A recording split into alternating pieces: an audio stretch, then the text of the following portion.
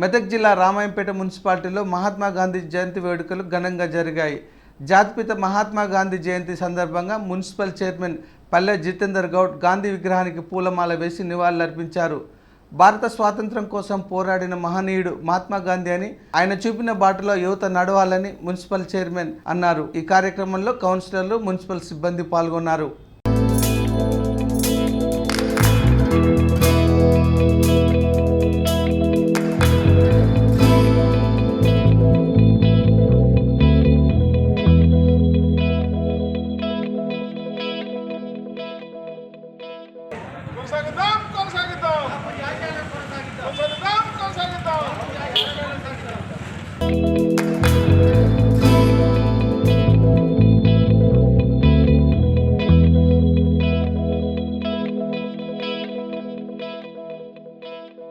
ఈరోజు మహాత్మా గాంధీ జయంతి సందర్భంగా మా కౌన్సిలర్స్, మా స్టాఫ్ ఇట్లా వచ్చి పూలమాల వేసి నివాళులు అర్పించుకున్నాం.